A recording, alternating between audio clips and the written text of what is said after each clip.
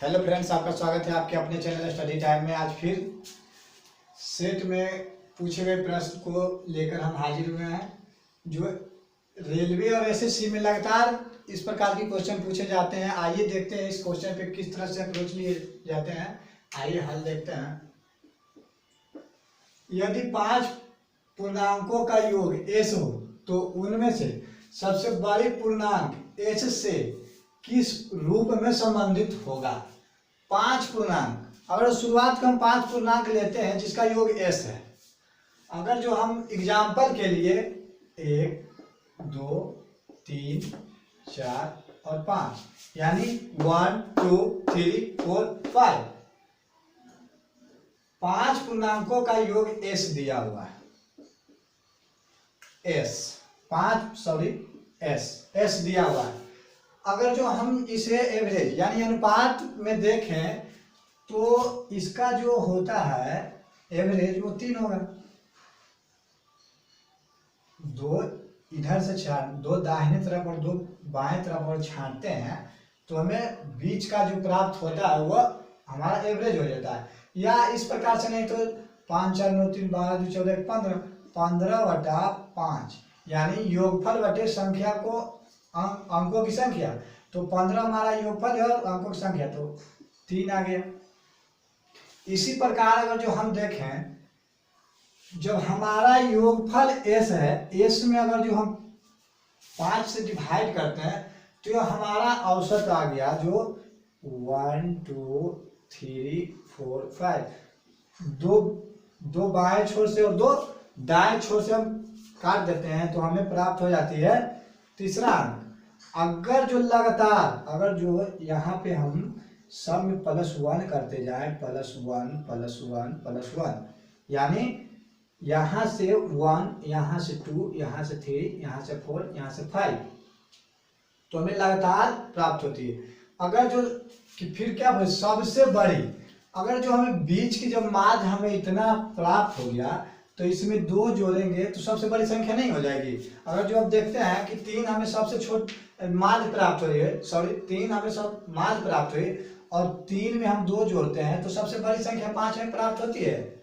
उसी प्रकार हमें औसत s/5 आ गया। अगर जो 2 जोड़ देते हैं तो हमें सबसे बड़ी संख्या प्राप्त हो जाएगी। आइए तो देखते हैं s + 5 दूनी 10/5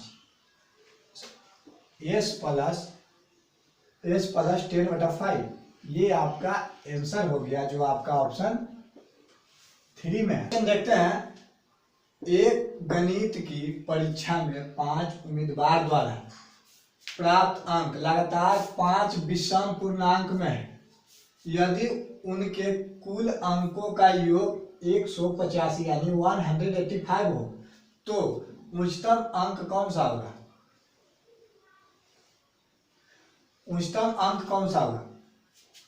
अब देखिए कि जिस तरह मैंने पिछला क्वेश्चन पे चर्चा किया था सेम उसी प्रकार से ये क्वेश्चन दिया हुआ है। मान लेते हैं हल में मान लेते हैं कि 5 लगातार संख्या a + b + c + d + e है, जिसमें